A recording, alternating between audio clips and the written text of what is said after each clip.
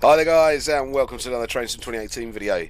And welcome back Facecam for another first look video. I actually think that Facecam's probably going to stay for the Trainsim videos as well. I'm not sure if all of you will agree, but the vast majority of people have been saying actually really enjoying the Facecam. It's nice to see how it all goes on, so probably will stay. Right, the Armstrong Powerhouse Class 158 Cummins Enhancement Pack. Oh, have I been looking forward to this? Yes, I have. I'm just going to pause this very quickly while we talk about the boring bits, and then we will get going. I'm hoping to be able to finish this scenario. I may run out of time, but we may not. Right, boring bits. £16 if you do not own the Perkins Enhancement Pack. If you do own the Perkins Enhancement Pack, it is the princely sum of £11.99. Neither of which I have an issue with, because if you have one of these packs, you're probably going to want both. Yes, I think you're probably going to need to be quite a big fan of driving the 158 to put the outlay out there for it. I mean, I'm not going to lie. If you're just using 158s as AI, whether it's got a Perkins sound or a Cummins sound probably isn't going to make much difference to you.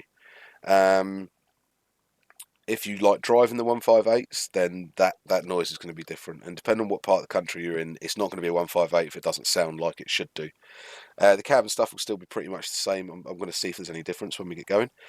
I've done really well to try and avoid the Facebook palaver that will be going on. I can pretty much guarantee it. I was actually working really late last night when this launched, and I've literally come out this morning straight away to try and get it done before I've got to go and pick my daughter up from school, nursery. So to try and get this done fast and efficiently and without any bias. I can guarantee there will be people moaning. There will be people moaning about the price. I can picture it now. Livery wise and everything that I've seen so far, this pack looks to be incredibly detailed. There are a few little bits I will talk about as we get going that have slightly bugged me. But it's just the way it is, isn't it? Okay, so let's get going and then we can sort out what we're doing. Loving the rain effect just actually coming straight down on that. I quite like that. That's cool. How to run, first things first, open the doors here at Manchester Piccadilly and await the right of way, which should have been at 1638. Oh. You will then call at Manchester, Oxford Road, Warrington Central, Widnes, Liverpool South Parkway and Liverpool Lime Street. Any chance of meeting these timings is long off. It's long gone, so just drive to the best of your ability and hopefully you can make it up some time. It'll be tricky with a slippery rail out there. Nice, didn't think about that, but that is a good sign. Finally, do make sure to set up the register on the GSM-R. So we are 1 Romeo 86. And we are at signal 389.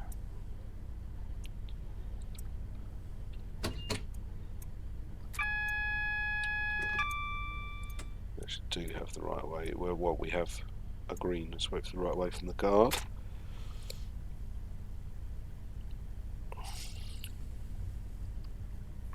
So I love the fact that GSM-R is in there now. I enjoy fiddling with it, if I'm honest.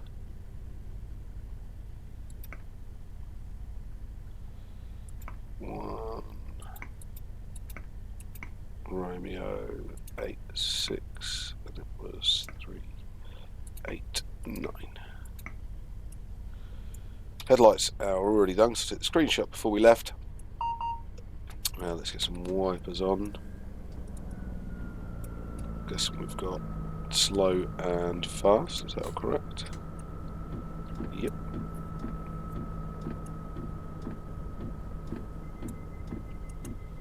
Instrument lights we will need on. Everything else I think we're about clear to go. Let's get my buzz, perfect.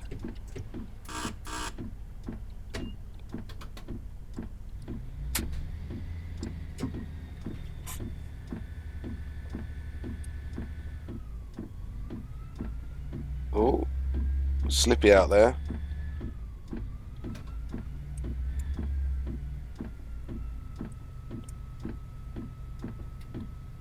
Just give it a bit of sand.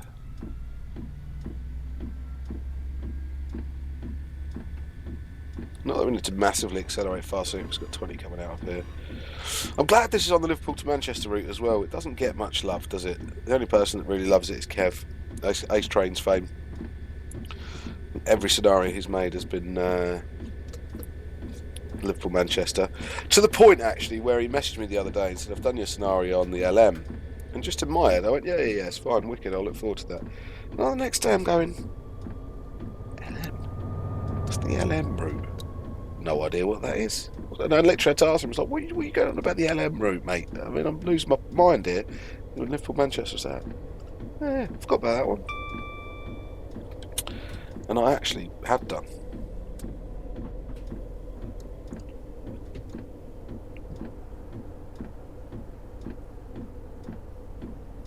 But anyway, it's nice to see it get some love. This so far feels lovely and sounds good. I think people always get real fixated with Armstrong Powerhouse on the sounds, because that's what they were predominantly known for. Whereas actually for me, because I might not know I don't have much to do with units from all over the country. I mean, luckily enough, Cummins 158s I do have quite a bit to do with, and even some of the Perkins ones. But there's certain stuff I don't see very often and get to stand around, so all I really know the sound from is from video. Now, what I think I am quite decent at, nice bit of slip as we're going in here as well, very, very wet and slippy, I like it, is the physics. I like to think that knowing how things feel and how a train feels when you're driving it, within train simulator limitations, of course, is decent. I mean, it might not feel exactly how it does in real life, but it feels different to a 156. It feels different to a 153. It's not just a push the button and go. There's a little bit that goes with it, isn't there? And that's what I think Armstrong Powerhouse get really right with a lot of their later enhancement packs. People go, it's just a sound pack with some liveries. Yeah, it is a sound pack with some liveries and some extra features and some bits and bobs, which we'll get to in the manual. And of course, the excellent physics. They make a train drivable. I mean, the amount of people that I've actually heard say it to me, they've gone like that. Oh, yeah, no, I'd never drove such and such until I got their AP back, and now I drive it all the time. And if you look at the ones that people talk about like that, it's all the ones where the physics were changed, or the style of driving it was changed, or an added feature of an extra button or a handle, or take the 303, for example, where you have to notch back to 0 before you go back up. All those sorts of things are what I really enjoy. And by the sounds of it, a lot of you as well. So whilst we get very het up about sounds, and yeah, don't get me wrong, sounds have to be right, there are other bits in these packs that are worthwhile as well.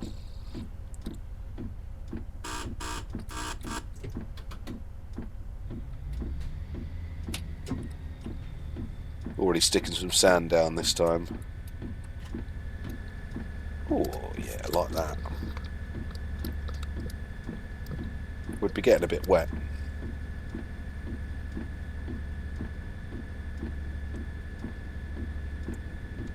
Also, the cab is very quiet,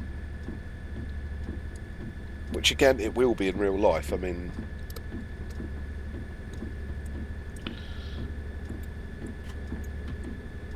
train cabs are sound isolated for good reason.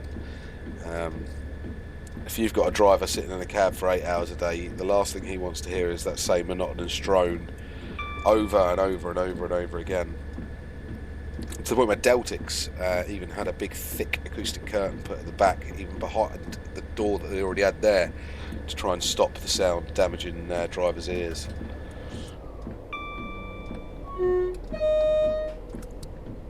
That makes me smile. There's something about the era of these, right? Like the late 80s, early 90s, that when they did the horns, they just sort of got it right. Just made them. Maybe it's that nostalgia thing. Maybe it's just because it's my era again, and it's what I remember trains sounding like. But I mean, we were going from the dull sort of 31s was a lot I heard and things like that, and even some of the earlier Sprinters. And then like the Mark III DVTs, the 90s, the 91s, all got these sort of... Oh, Quite different horns, but nice. I like them.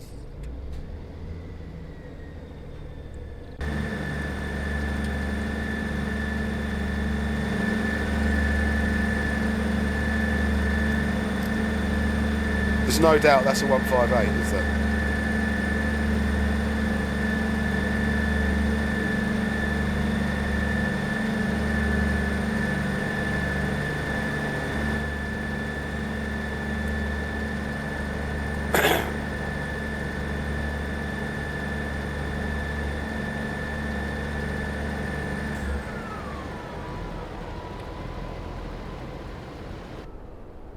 Oh, I missed an AWS. Brakes are good. Brakes are good. I don't think I've managed to do one of these videos yet without missing an AWS.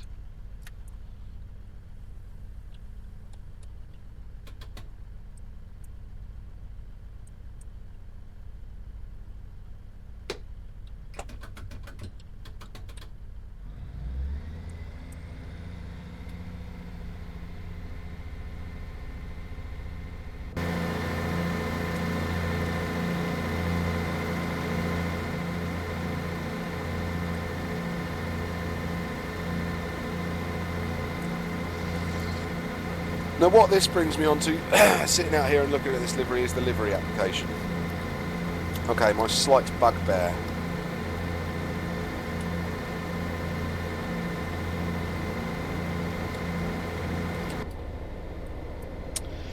Now those of you that have reskinned will know this better than I do. And I don't really know the ins and outs of it. But I know enough to be able to make a observation, and don't really want to, because it's going to go play right into the hands of this young gentleman who I don't really want to play in the hands to, because I'm sure 90% of my Facebook notifications on comments on this pack will be regarding him. Now this comes down to, let me find it.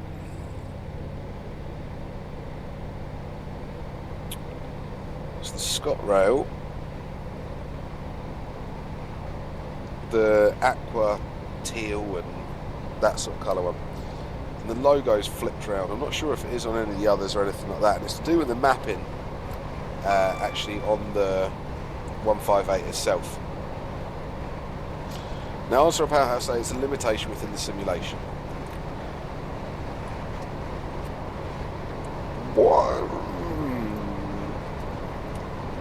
I'm not convinced. It's not a limitation within the simulation. I think that might have been worded slightly badly there.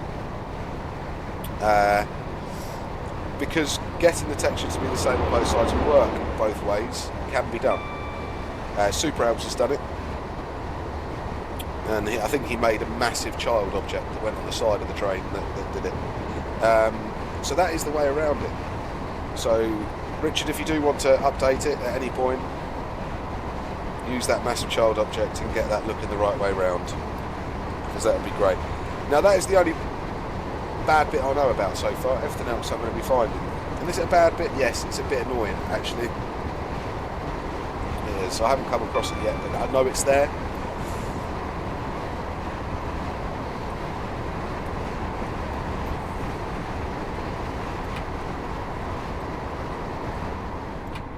We'll get some exterior shots and stuff in a bit.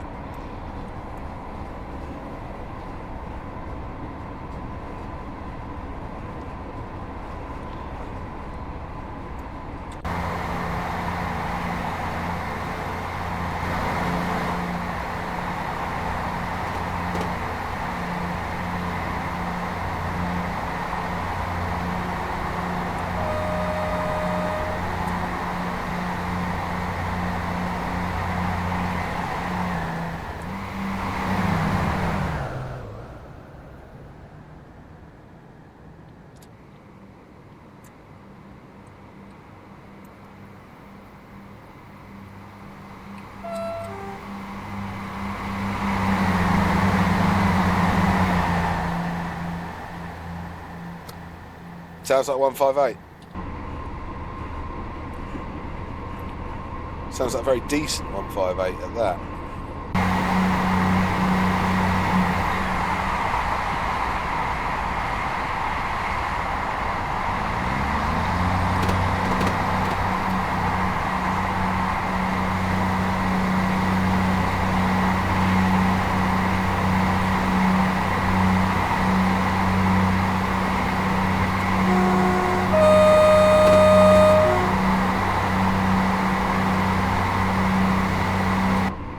Right, let's get down to the manual, because I enjoy that. This is nice. This is nice.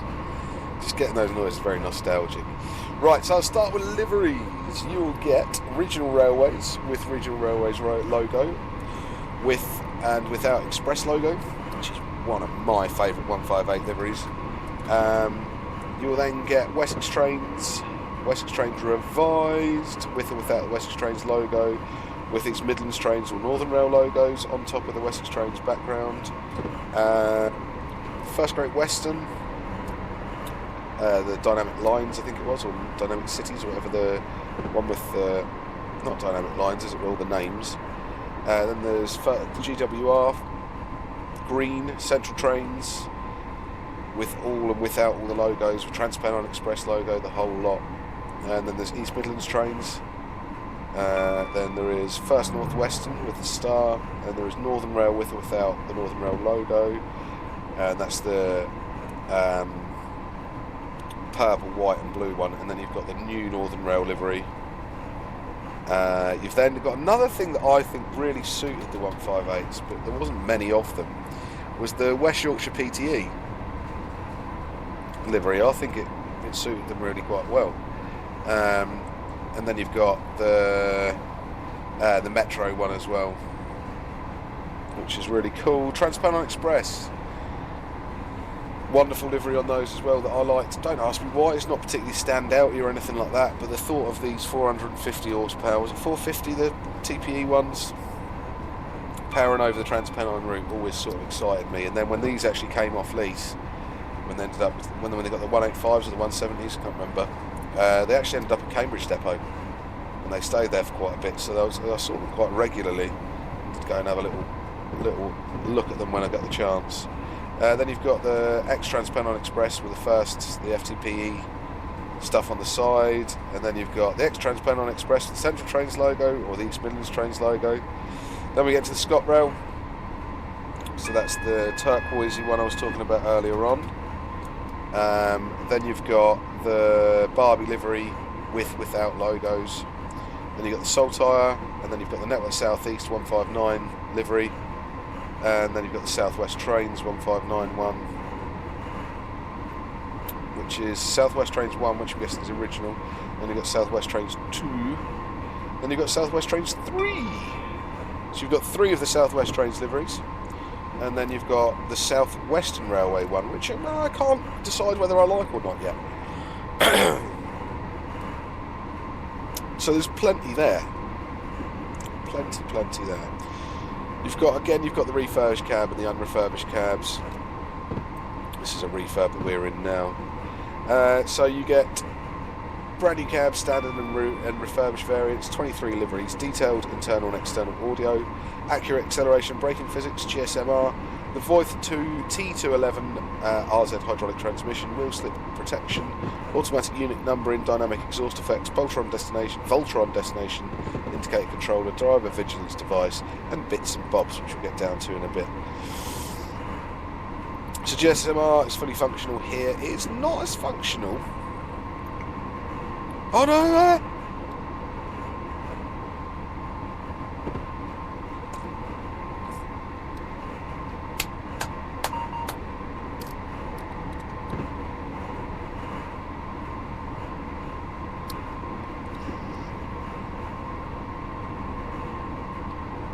I'm going to be driving this bad boy more than you could imagine. Right, basically what I'm hoping this is, let me see if they've put it in. I haven't read the manual yet.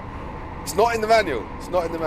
So, wagons in the 315 put a feature in where you can press the SG button. So what that basically means is standing at a red signal or standing at a signal. You would send that to the signalman, and he'd either give you a reason why you're standing there and tell you to wait, or he'll say, No signal permission to pass in danger, da da da da. This now does that. I hope. Don't quote me on that just yet. What was the other thing that worked on the other one? Was it the test one?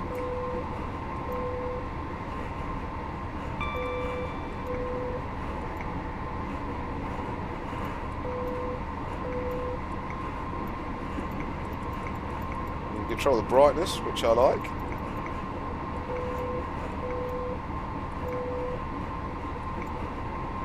Speaker volume.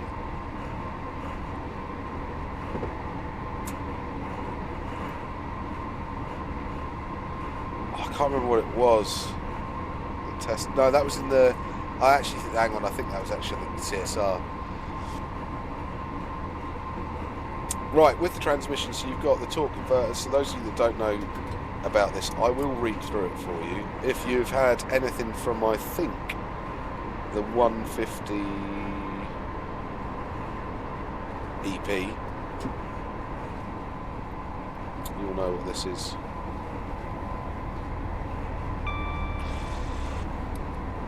So the Voith T211 RZ hydraulic transmission. Great care has been taken in recreating the characteristics of the two-stage hydraulic transmission used in this unit.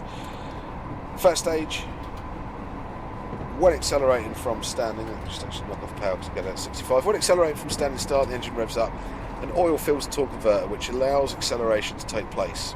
There is a 2-second or so delay between the engine revving up and the oil filling on the oil filling the converter, which is why these units do not accelerate as soon as power is applied, and is what causes the distinctive initial surge of RPM before the engine settles.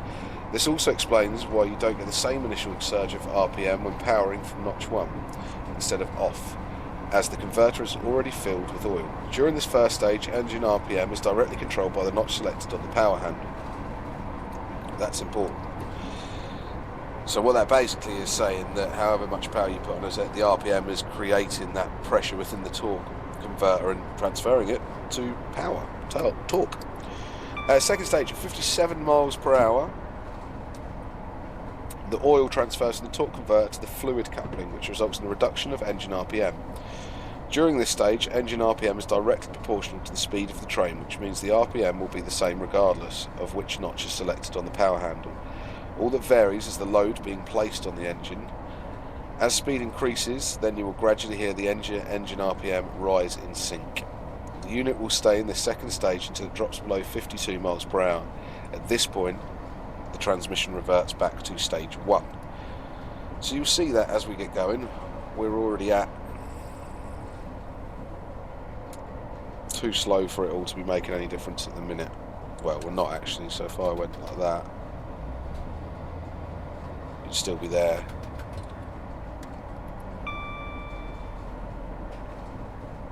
So you need to have gone over 50, whatever it was in stage 1 to get it back down to stage 2. God, I've confused myself now. You know what I mean, though.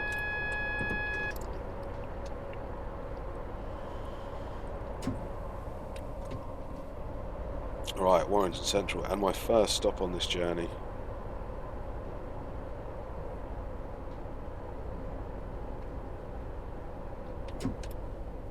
Even though I started braking miles away from where I should have done that. So, wheel slip protection. Wheel slip protection aids the driver when powering or braking during times of poor adhesion. When wheel slip is encountered during acceleration, a 2-stage process takes place. Power is automatically reduced in the 2 gearbox fault lights illuminating the cab. We did see a bit of that going on earlier. Once wheel slip stops, power is reapplied to the notch selected on the power handle and the 2 gearbox fault lights extinguish. If wheel slip reoccurs, the process starts again. As a driver, you must assess which power notch is most suitable for the conditions and balance the occurrence of wheel slip with the maximum possible rate of acceleration. And then it gives us the tables, so like spring, summer, autumn, winter, and what you'll get from no very little to very severe.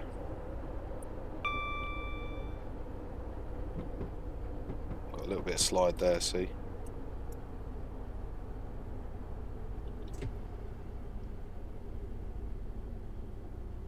And that's because actually one of the slippiest times is, well, we all know about leaf fall season. But one of the other very slippy times is if you've had a long dry spell and then you get some rain. It tends to be incredibly slippy. Not sure why that is, to be honest with you. Braking is the same. When wheel slide is encountered during braking, a two-stage process takes place. Brake pressure is automatically reduced and the two-stage gearbox fault light illuminates in the cab. Once the wheel slide stops, brake pressure is returned to the notch selected on the brake handle and the two gearbox fault lights extinguish. If wheel slide reoccurs, the process starts again. So we also have automatic unit numbering, which means when you're placing the unit in the scenario editor or using one in quick drive, both the driving motor standard lavatory A and driving motor standard lavatory B will be automatically given the correct unit and coach numbers instead of you having to select each vehicle and changing their number manually, which is good. Has dynamic exhaust effect, so it is that random clag factor, which I love, between stages 1 and 10. I haven't had a look at this unit yet. We'll have to have a look. It has the full Voltron destination indicator controller up here as well, which is what we've been using here, which is very nice. So if I find out what... Oh, I didn't change it to Norwich. Oh no, we've got Liverpool Lime Street. So if what you can do is you can clear that and it'd be like... You could put... that should be Alfred and Mansfield. There you go. We're going to... I hope this is the same on this one before I find the rest. No, it's Long Eaton. So we need to find the EMT board.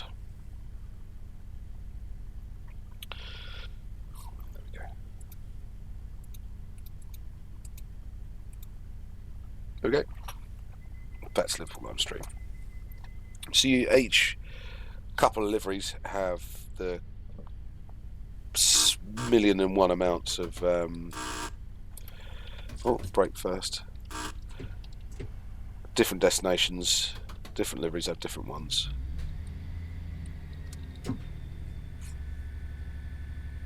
Which is what we've sort of come to expect from Armstrong Powerhouse these days, isn't it? So there's a cold start option.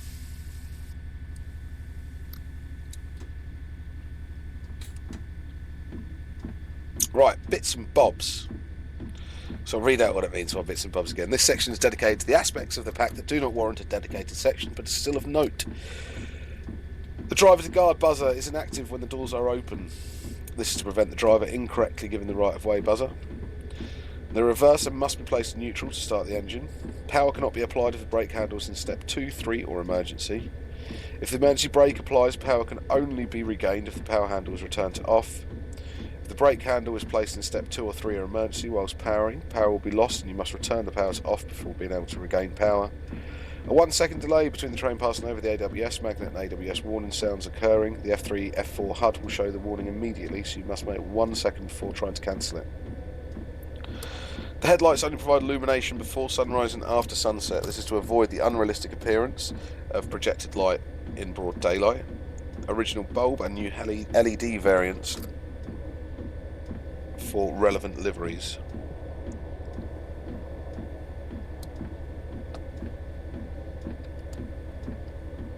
So it's all there.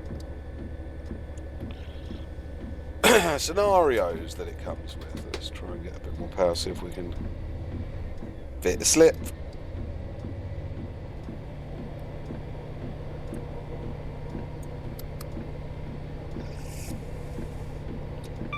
So it comes with 3 scenarios, all on the Liverpool to Manchester route. You have a Liverpool Lime Street to Norwich, set in 2004, which is Central Trains liveried. Then you've got Sunderland to Liverpool Lime Street, and that is with TransPennine Express liveried, one in the year 2000. Ooh, nice big bit of slip there. And then you've got this scenario, which is 1 Romeo 86, which is Norwich to Liverpool Lime Street. And that's set in 2017.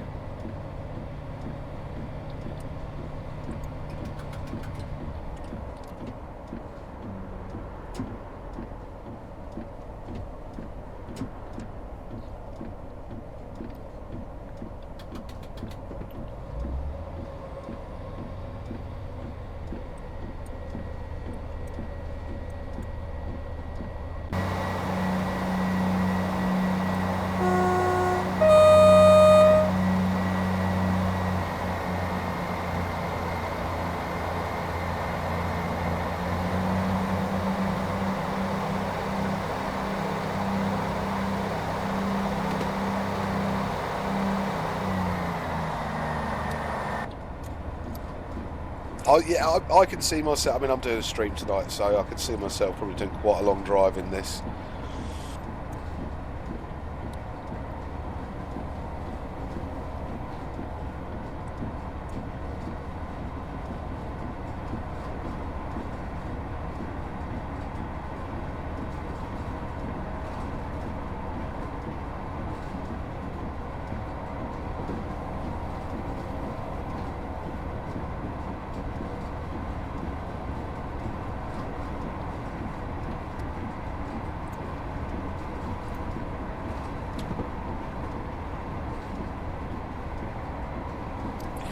Sort of just picking up sort of some like slight rattly sounds and stuff, which I really like to hear in these packs.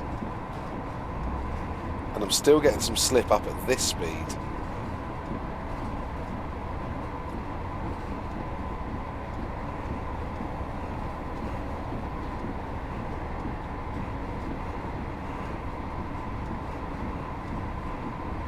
And I always thought by the time a train's doing sort of 70, 80 mile an hour, it's not going to get any wheel slip. How wrong I was. How wrong I was.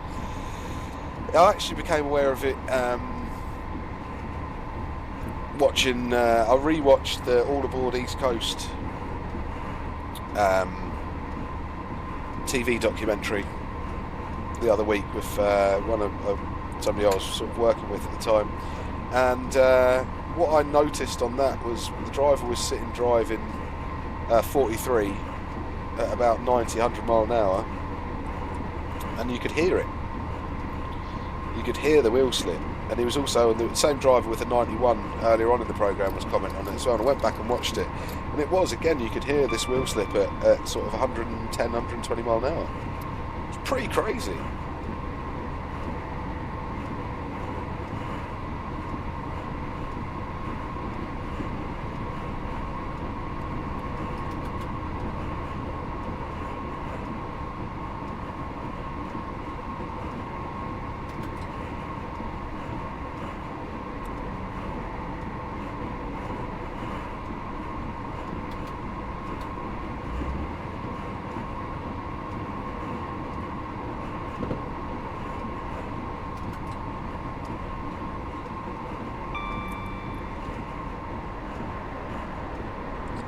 That brake rub, I think that's something that, I don't know if it was just really noticeable back in the day because discs were quite new.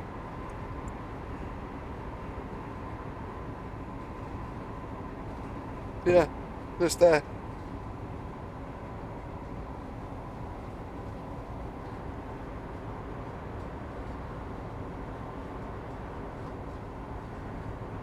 I'm slipping away here as well.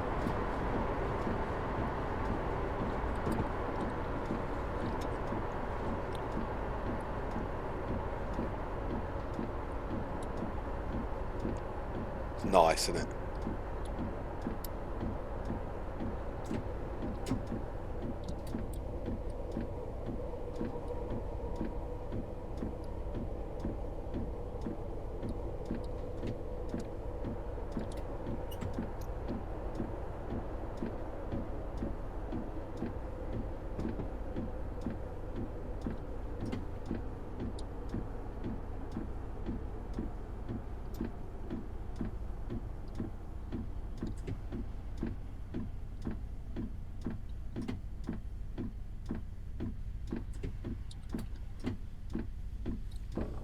Came in a bit faster than I wanted to there. I'm sure you can see it on my face.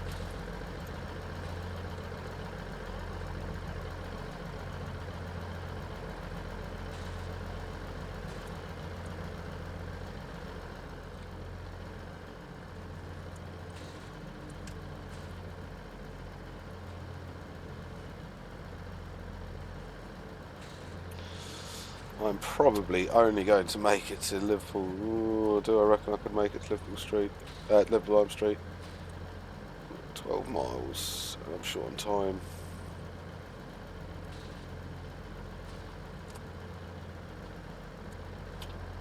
We'll see. We'll get the closest we can. I'd like to complete the scenario, if I'm honest.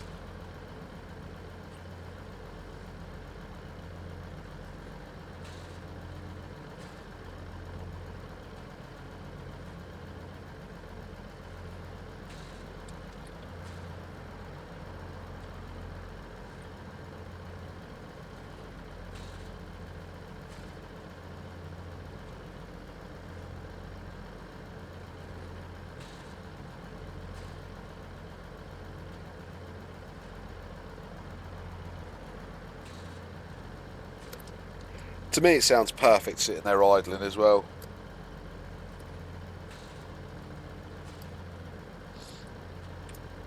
I mean, there are some ambient sounds coming from over here. Jeez, it's a lot of dead people, isn't it? It's a lot of dead people.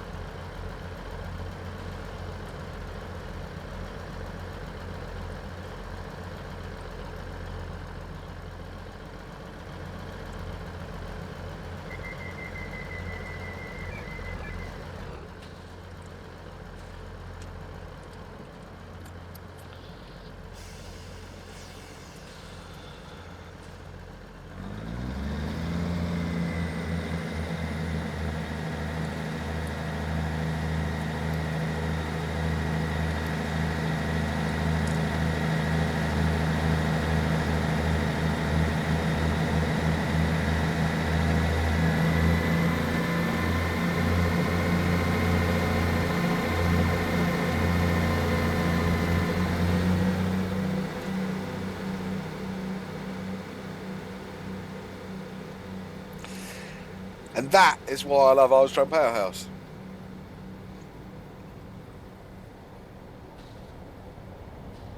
Now soon, hopefully this will get the same treatment as that one. Wouldn't that be nice?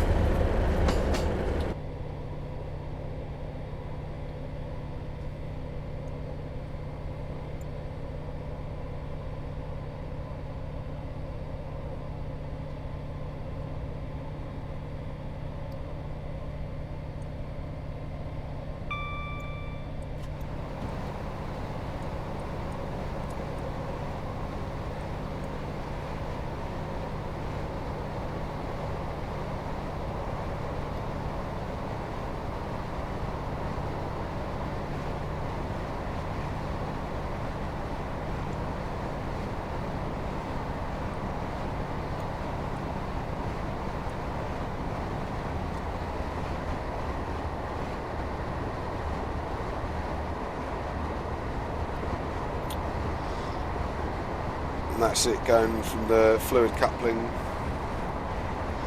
What way around is it? Fluid coupling to torque converter to fluid coupling, isn't it? Yeah, torque converter to fluid coupling is faster, and fluid coupling back to torque converter slowing down.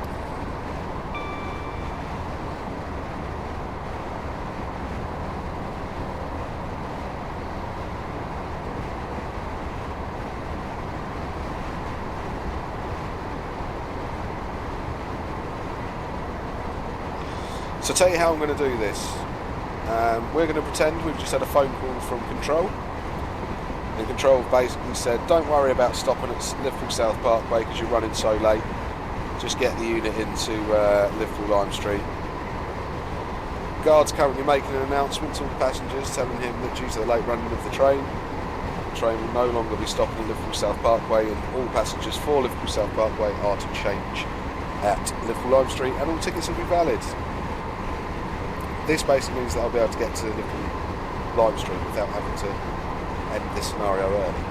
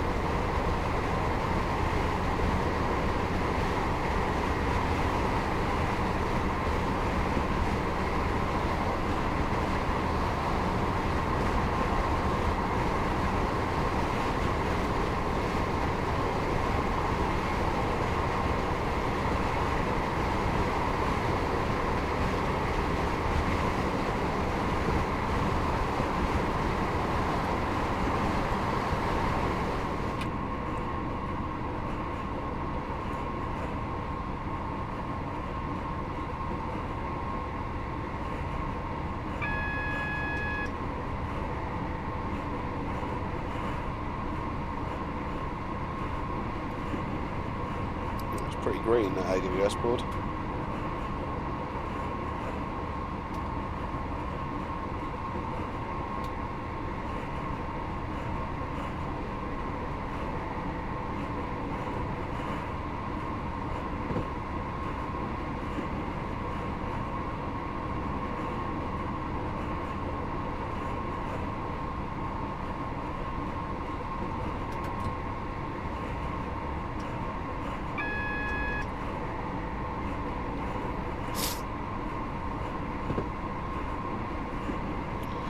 looks like I will be stopping at Liverpool South Parkway after all that, because it's going to take me off anyway.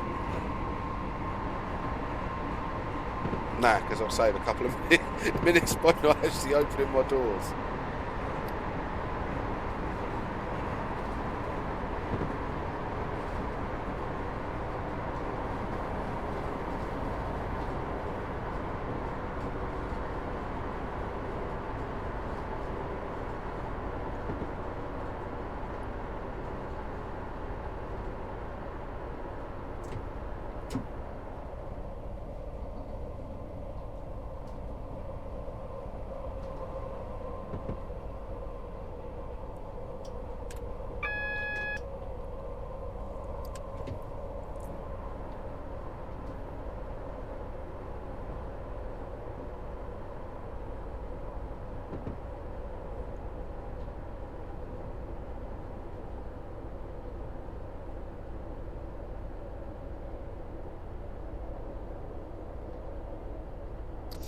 And you know, it's Liverpool South Parkway that's the one I always stop at, even though I'm not meant to. Just because the way you come off this, these lines here a lot slower, I always think, oh, I must be slowing down for a station stop, and I never am. Never am. And the one time I'm allowed to stop at the station, I'm not going to.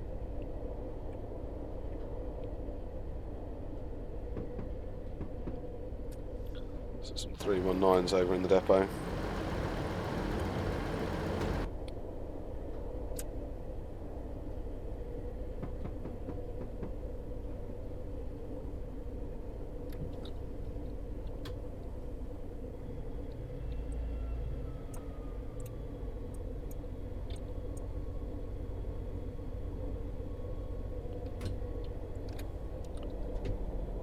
Oh, that's a red. So that means this bad boy gets tested.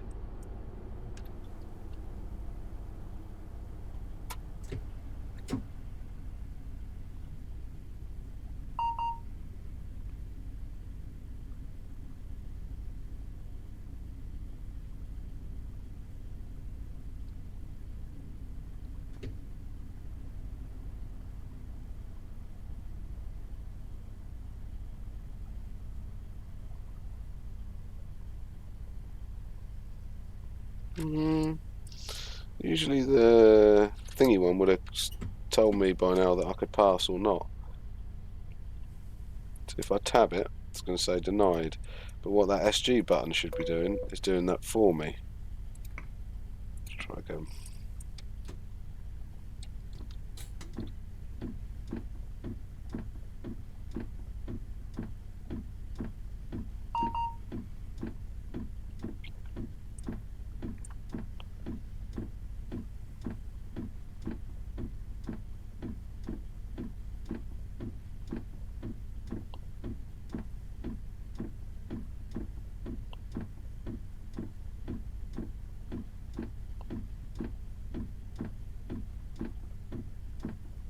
Oh, come on, please work. I was really looking forward to that feature.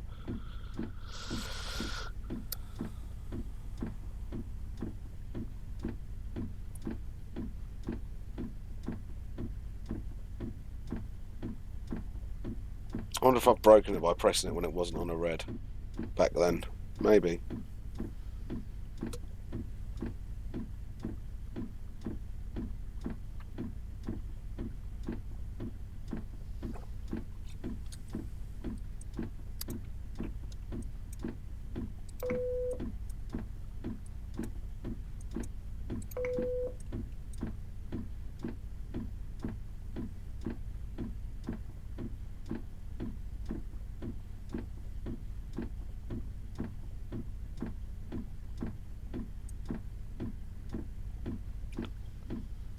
Oh, come on.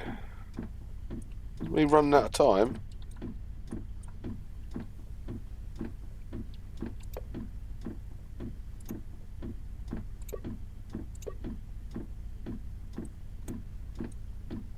Well, there is actually somebody in the platform that I want, so.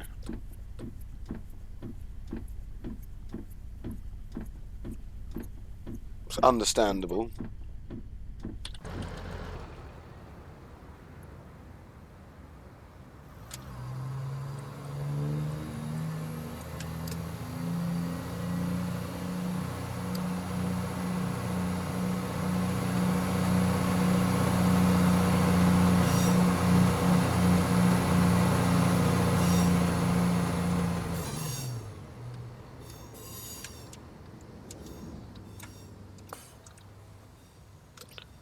Oh no.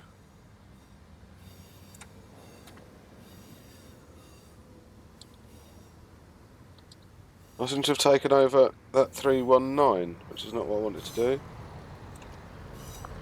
Okay. I've done that once before in a scenario.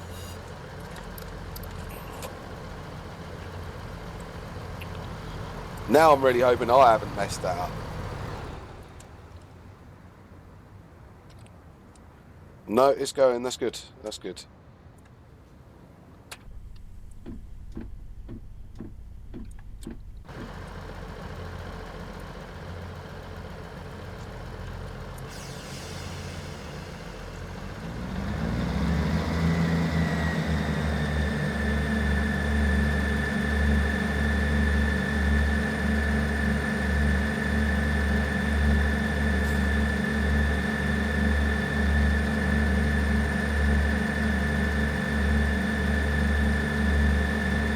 There's sort of like a rattle going on, which I really like.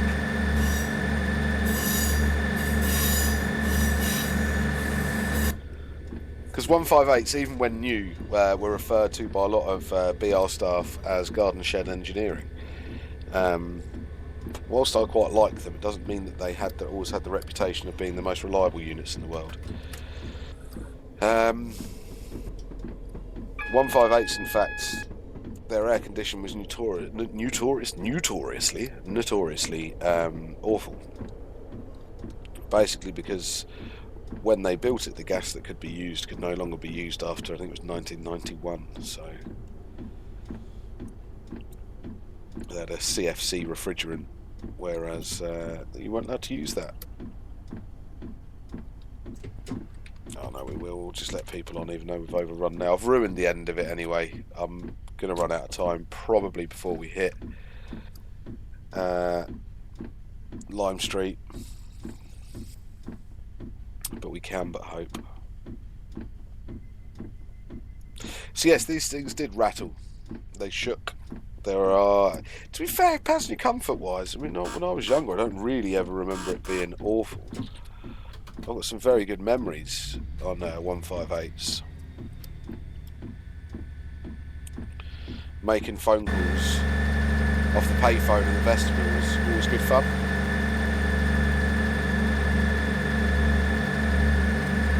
It's like next to the toilet, it was like here.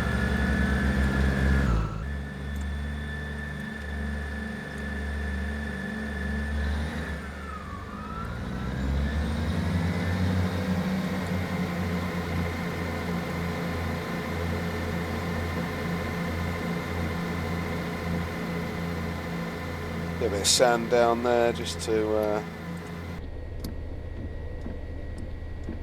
get some speed up. 5 miles and I've got about 7 minutes.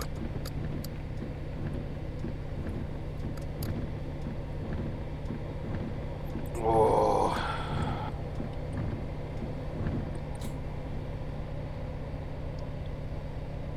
I'm going to be a bit cheeky.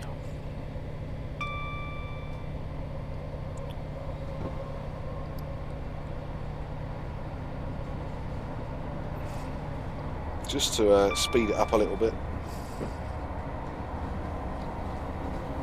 I wouldn't usually use async keys on a scenario that I was recording, but due to this being as it is and my time restraints being how they are, I don't really have much choice.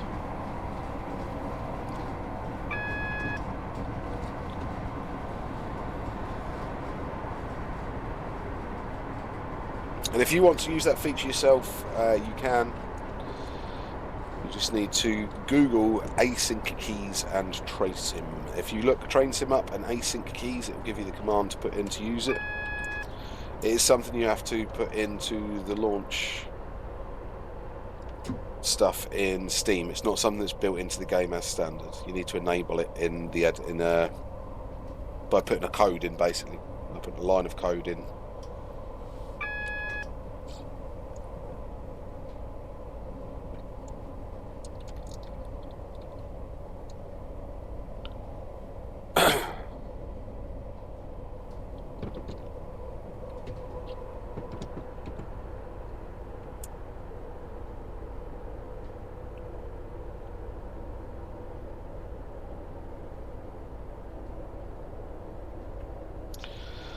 Don't think of it as the same as the fast forward buttons of the time speed set in the scenario editor. That will cause you issues.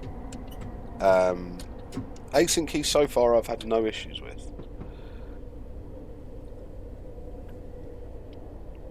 I'll do a video covering that anyway. Don't get too caught up on async keys. There's a video coming up very soon that explains all the little tips and tricks I use in Railworks, well, Train Sim, and all the different programs I use as well.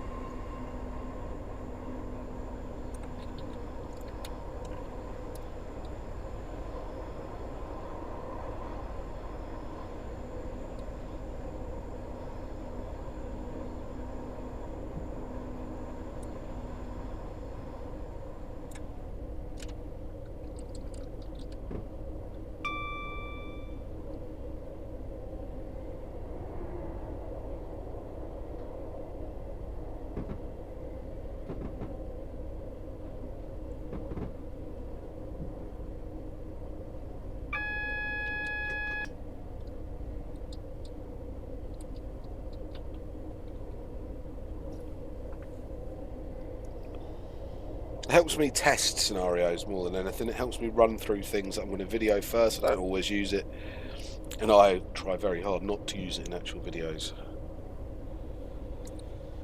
But sometimes needs must. Especially when stuck at reds or anything like that. It can be quite handy. And in a lot of the freight scenarios, if you know you're going to be sitting looped for 20-30 minutes and you don't want to go and get yourself a cup of coffee and go for a wee, being able to just speed the game up is a nice little feature, really.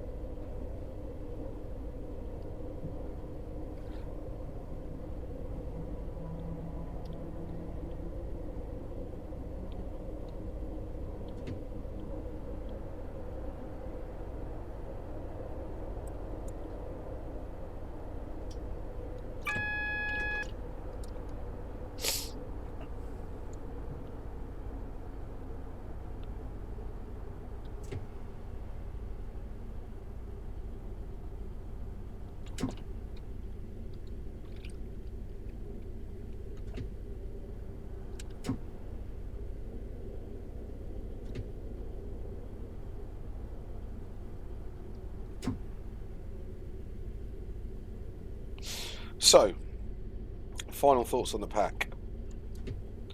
Is it worth it? For $11.99, yeah, I've got no qualms whatsoever. $16.99, if I didn't have either of them. Again, only if you really like the 158. If you're going to drive it a lot, then yeah, definitely. But if you're just going to have it for AI, there's enough reskins out there for all the other trains to keep you going that are free. If you're just going to use it as AI. So I wouldn't massively recommend it for that, but I would definitely recommend it for driving because it is beautiful to drive. It's got a stunning cab. The textures are really nice, apart from the flip round logos, which we've discussed anyway. The sounds, to me, are superb. I've got no issues with the sounds whatsoever. It might not have the same depth as some of the other packs, but I still really like it.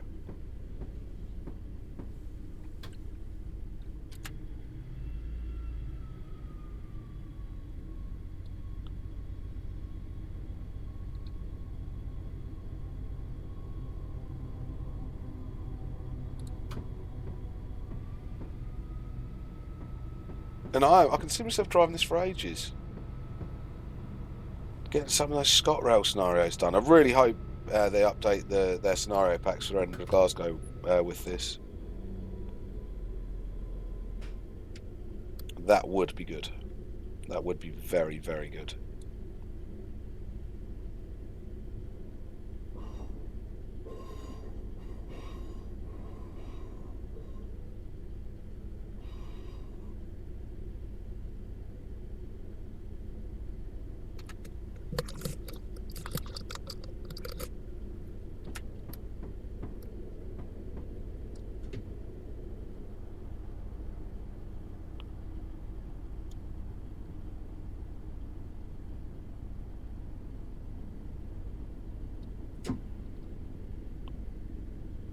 So yeah, like it a lot. Going to be driving it quite a bit, so yeah. Expect some more videos of it. Expect some more videos. There's some really cool reskins that can come out for these as well, which I'm looking forward to. Just a little bump. Didn't that actually happen in real life at Liverpool once? So guys, only a little bump. Thank you very, very much for watching. Please feel free to like, share and subscribe, and I will catch you guys next time.